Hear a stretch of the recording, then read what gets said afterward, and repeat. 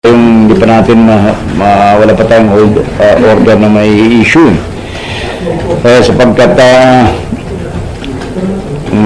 medyo very grave na yung accusation sa kanila, baka magtangka silang umalis. At actually, one of them, si former USEC Francisco Barani, nakaalis na noong August 25 pa. So, para lang malaman natin. Sir, meron man ang affidavit si J.B. Sebastian and tell all ba sasabihin niya o limited na? Hindi ko alam eh. Meron siyang sariling lawyer. Sir, last week yata you said na nag-usap kayo ng lawyer ni Sebastian. So, was the DOJ involved in convincing Sebastian to speak up? Yung kausap ko lang ay yung lawyer niya, si Atty. Arriba. Ngayon, hindi ako involved pag-convince kay Sebastian kasi hindi ko pa nakikita, hindi ko pa nakakaharap si J.B. Sebastian. Ang sinasabi ko lang doon sa lawyer niya, hindi acceptable sa akin yung hindi buong katotohanan. So, dapat buong katotohanan sabihin niya. Yun lang ang participation ko. If ever makikita mong you will consider that as participation. Sir, second time po ngayon natitestigo si Ragos. Ano pa po ba ang inaasahan natin sa kanya this time? Well, maalala niyo na si Deputy Director Ragos ay nag-testify pero nilimit niya yung kanyang sinabi doon sa 2 beses na pag-deliver ng tigli 5 milyong piso kay Dilima sa bahay niya noong November, December 2013 nata yun. Anyway, ngayon, pero makita niyo mas malawak, mas mahaba yung testimony ng kanyang driver, especially NBA agent si June Ablen. Kaya yun, pinatutuhanan na rin niya yung sinasabi ni June Ablen tungkol dun sa ibang mga katiwalian, anomalya na nangyayari sa loob ng Bilibid. Sir, any update on the bank accounts? And are you looking at one that's named under Senator Bulletin? Lahat yan, tinitingnan namin. But we are not very hopeful doon sa pangalan ni Dilima. Siyempre, kung ilang beses ko nang sinabi ito, kung ikaw si Dilima, hindi mo naman lalagay yan sa pangalan mo, hindi ba? But one of the witnesses today, si Romel Falcasantos, will testify na siya inutusan ng maraming beses ni Dilima na mag-deposit at saka mag-withdraw doon sa isang account. Sir, si Romel po yung aide na sinabi niya before na inuutusan mag-deposit. Ito yung PSG security kanya ito, detail. Sir, Weng po ng DCWB. Pagkatapos ipresenta sina Vicente C, J.B. Sebastian, and Peter Co. Ragos et al. Tapos na yung presentation nyo sa Justice Committee? Depende sa committee, no? Kung i-require pa nila kami, kung kailangan yung tulong namin, wala sa amin ang call. Nasa lupo, nasa committee. Kung tapos na or what. No, I mean, meron pa kayong ibang witnesses na ka-ready? Meron pa, marami kaming witnesses eh. How many more? Siguro, pag mga 5 pa, meron pa. O 10, ganyan. Although, yung iba, palibasa ay corroborative lamang, hindi namin pipresenta. Actually, yung iba nga gustong mag-testify, but sinasabi namin corroborative na. Sinasabi rin naman sa amin ng House na pagkaparehas lang, miski hindi na. So, itong si Vicente C, magte-testify siya na pinatawag sila mga drug lords doon sa kubo ni Sebastian. At pagdating nila, nandun si Secretary de Lima. At doon nung nandun na silang lahat, Well, si Sebastian nagsasalita na pinapakiusapan sila, tumulong daw sila sa pagbebenta ng droga at kinakailangan matulungan nila si Senator De Lima. Si Secretary De Lima at that time. Nandun si Secretary De Lima sa meeting. Nakikinig niyang lahat yun. Sir, kung marami na pong mga hawak kayong testigo, how soon can you file the case po against Senator De Lima? Or ano pa po yung hinihintay? Bakit hindi pa po kayo makapag-file? Kung sa testimonial evidence, sobra-sobra na. Tulad ng sinasabi ko sa inyo, hindi ako basta-basta nagpa-file. Pag nag-file ako, talagang gusto ko airtight. Dun sa testimony, dun sa documentary evidence, yung mga yung pagkabit ng mga bank deposits na billion-billion doon sa illegal transaction ni De Lima at ng kanyang mga kasama. Yan ang mahirap, hindi basta-basta yan. Kaya hanggat hindi ko masasabi na talagang naikabit ko na yan, I could not be rushing to filing. Hindi ako nagpa-file ng house show o yung basta-bastang kaso eh.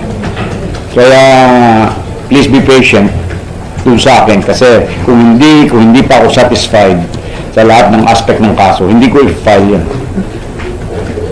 So, sir, hindi nyo na po hihintayin yung committee report or recommendation ng committee? Hindi namin hihintayin yan kasi wala namang kinalaman yan dun sa aming criminal case eh.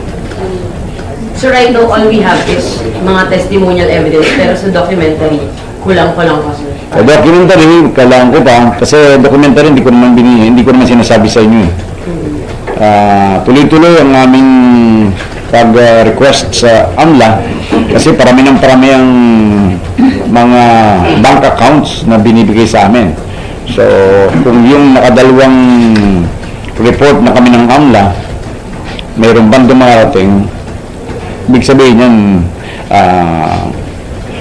magre-request ulit kami sa AMLA ng kanilang report tungkol doon sa mga accounts na huling natatanggap namin.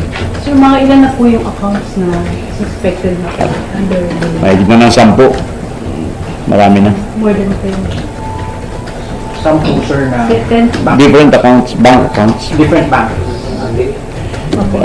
Hindi different banks. One bank only, sir? Ng 2 bangko, 3 bangko involved. Today ba sir, may present tayong parang bank documents na pwede natin may pakita na meron nga. Later yun, may present ako yun, bawal yan eh. Sa AMLA kasi, hindi mo maaaring i-publicize yun sa public unless may pinay ka na. So once we file the case, then makikita ninyo kung ano yung report sa amin ng AMLA. Sir, But now, hindi pa kami pinapayagan, confidential pa yun. sir, yung 10 accounts are under ilang taong pangalan? Mayroong individuals, mayroong corporations, iba-iba. Marami talagang huhukayin. That's why napakaraming lead eh. Tulad niya mga corporate accounts na yan. Siyempre, isa-isahin ko yan eh. Sino-sino ba ang mga stockholders nito, incorporators nito? So, hindi basta ganun kadali eh. Sir, may figures kayo kung magkano yung total na laman ng 10 accounts? Mahigit ng 15 billion. 50? 150. 150.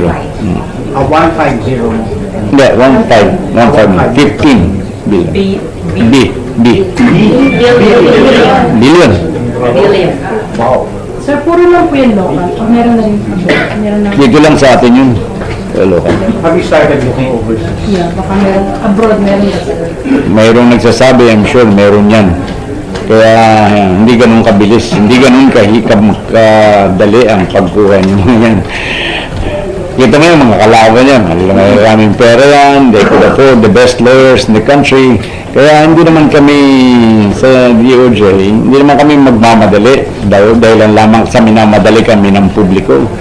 Kailangan naman na yung aming kaso, patibayin din namin. Para kahit napakagaling ng kanilang mga lawyers, ay may laban din naman ng gobyerno. Pero sir, yung 15 billion, lahat po yun napunta kay Senator De Lima? Hindi ko naman sinasabing yun lahat. Basta yun ang dinideposit. Pagkatapos ng magbentahan sa labas, mag-order yung mga drug lords na yan, o dyan mo deposit dito sa ganitong account. So, ngayon, as to how much will go to somebody, nasa internal na usapan nyo. Hindi ba may nakakinig kayo nung isang testimony ng isang mga inmate na ang parang 1 kilo ata mga 80,000 ganyan. Tapos ang ginagawa niya, pinapatungan niya ng 20,000 per kilo. So sa 5 kilo, meron siyang 100,000. So pero yung bago yung ibigay yung kanyang komisyon, kung matatawag mo yun, i-deposit mo na yun dun sa kung saan in-orderan ng drug lord, kung saan i-deposit yung buong kabuuang pinagbilhan. At saka lamang babawasan nung para dun sa mga nagkomisyon dun sa kanilang, tulad nun yung 20,000 times 5, 100,000, saka lang ibibigay yun dun sa taong nagbenta. Ganun ang transaction nila. So kung magkano ang usapan yan, kung halimbawa dito sa 100 milyon na ito, usapan sila, ito'y para kay JB Sebastian, pero itong amount na ito, itong percentage na ito, para kay Senator de Lima bilang kontribusyon sa kanyang pagtakbo sa Senado. Ganun yun. Kaya hindi lahat yun kanya. But sir, in this parang scheming drug syndicate, ang pinakataas na dyan is Senator de Lima. Siyang pinakamataas ang posisyon, pero hindi ko alam kung anong posisyon niya sa mga yan. Basta ang lumalabas dyan sa mga ebidensyang lumalabas, kaalam siya dun sa pagkuha ng drug money para ma-finance yung kanyang eleksyon. Pero sir, you said before meron pang mas mataas sa kanya. Ano pong status ng probe na ito?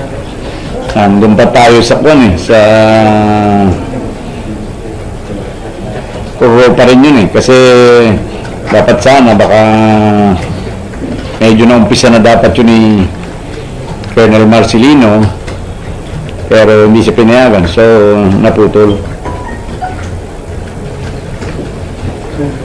Pero sir, let's say you are able to pin down Senator de Lima, file cases against her. Does that mean you're able to stop the drug trade in the whole country? Unang-una, hindi ko sinasabing tumigil na ang drug trade sa buong Pilipinas. Ang sinasabi ng mga SAP troopers doon is that 90% ang naibaba ng drug transaction sa loob ng bilibid. Kasi ang drug transaction sa loob ng bilibid amounts to 70 to 75% ng transaction ng drug sa buong Pilipinas. So kung yan ay napababa mo, napababa yan because of our measures dyan sa loob ng bilibid ng mga 90%. Kaya malaki-laki na rin yan. But sir, the bottom line of the president is he wants to feed the country of drugs, of the narcotics trade. So if you bring this down, the one in Bilibid, do you have like a percentage more or less, or just an estimate na how much of the drug trade is actually resolved? Kung dun yun nga, sinasabi ko yung 90%. Kita mo ngayon, from 1,200 ang per gram ng shabu. Because of the measures we are undertaking, ngayon 25,000 ang per gram. So makita mo na talagang naging scarce ang supply ng shabu. Are you ready to go after the triads next? Kung kinakailangan yun, talagang man yun ang kinakailangan. Actually, di ba, nandun yung sa matrix, isang matrix na pinakita ng presidente. Yung triad yan walang iba naman yan, kundi yan yung mga drug lords ng gagaling sa abroad, mga Chinese drug lords. Yan ang kakonekta nila, yan ang nagsusupply, yan ang nag-i-export at nagpapadala ng shabu dito sa atin. Kaya yung mga yan pinapadala niya yan, hindi yan basta-basta 100 kilo, tuni-tunidado yan pag dumarating sa atin. Itong mga Chinese drug lords lamang, yan ang nag-aatado kung kanino. Ikaw, magkano ka riyan dyan sa Manila o dyan sa Mindanao, magkano ang kailangan dyan? 300 kilos. Kaya yung mga sina Espinosa doon, Dr. Kerwin, nakita mo, may kanya-kanya dyan. Sina yung namatay na Jaguar. Sir, in connection to that, yung Peter Lim po na sinabi yung drug lord nga, na-prove na rin ng NBI na drug lord. Ano na pong status niya? Basta alam ko na despite the fact na pagkatapos na makapagkita si Peter Lim kay Presidente at pumunta sa NBI, tinuloy ng NBI ang saliksik kung talagang siya ay drug lord, napatunayan ng drug lord. So ano pong next mo? I don't know, for the NBI. Itatanong ko pa, sobrang dami ng trabaho pagdating sa droga eh. Kaya... Pero sir, is it a priority as much as priority yung kay Senator De Lima? Lahat yan priority, especially pagdating sa drugs. So. Ang priority naman niya, tatatlo lang eh. Drugs, corruption, at saka other forms of criminality. Yan ang prioridad ni Presidente. Yan ang ibinigay na marching order sa akin when I was designated as SOJ. Okay, thank you very much.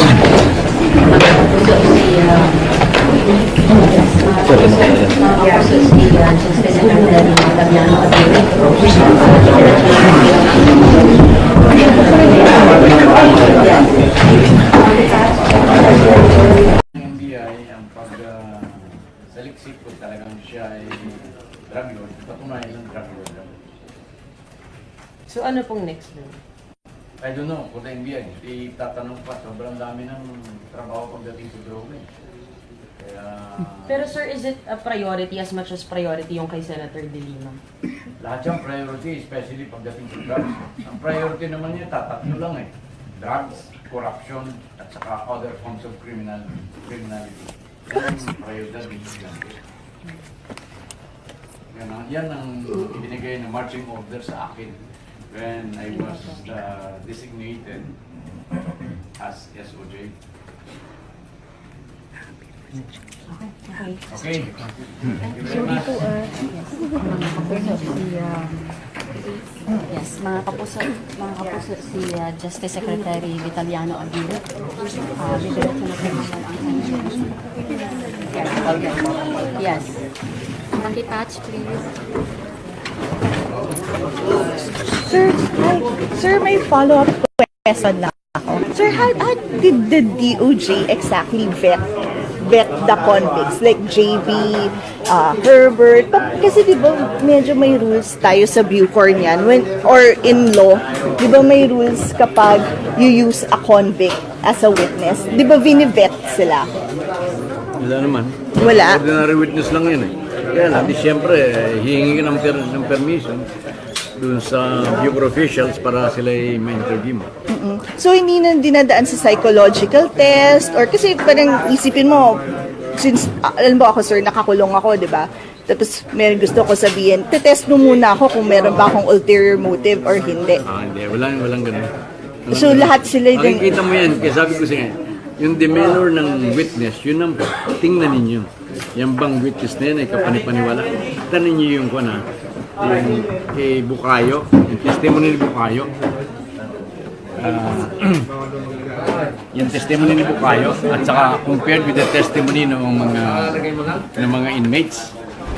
Itong si Bukayo is a high government official, a retired general, pero masasabi mo ba, nagsasabi siya ng totoo when he was interpellated by the congressman? Why? Hindi ba hesitant siya, hindi siya makasagot, natatagalan siya sumagot. Yun ang mga demeanor na titingnan ninyo para malaman nyo kung nagsasabi ng totoo, hindi ang isang testigo. Thank you, sir. Thank you. To get a copy of SOS ni Senator De Lima just to check kung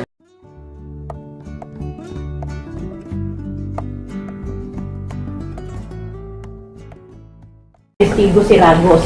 Ano pa po ba ang inaasahan natin sa kanyang this time?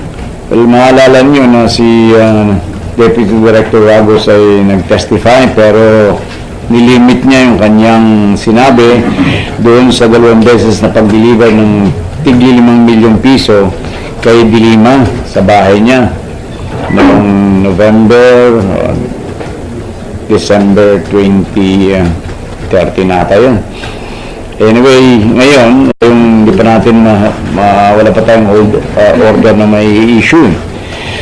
Sapagkat medyo very grave na yung accusation sa kanila, baka magtangka silang umalis. At actually, one of them, si former USEC Francisco Barani, nakaalis na noong August 25 pa. So, para lang malaman natin. Sir, meron man ang affidavit si JB Sebastian and tell all ba sasabihin niya o limited na? Hindi ko alam eh. Meron siyang sariling lawyer.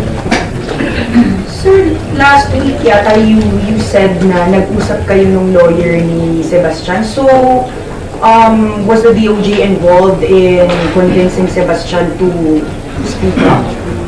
Yung kausap ko lang ay yung lawyer niya, si Atty. Arriba. Ngayon, hindi ako involved pag-convince kay Sebastian kasi hindi ko pa nakikita, hindi ko pa nakakaharap si JB Sebastian. Ang sinasabi ko lang doon sa lawyer niya, hindi acceptable sa akin yung hindi buong katotohanan. So, dapat buong katotohanan sabihin niya. Yun lang ang partisipasyon ko. If ever makikita mong you will consider that as participation. Sir, second time po ngayon natitigil. Pero makita niyo mas malawak, mas mahaba yung testimony ng kanyang driver, especially NBI agent si June Ablen. Kaya yun, pinatutuhanan na rin niya yung sinasabi ni June Ablen tungkol dun sa ibang mga katiwalian, anomalya na nangyayari sa loob ng bilibid. Sir, any update on the bank accounts? And are you looking at one that's named under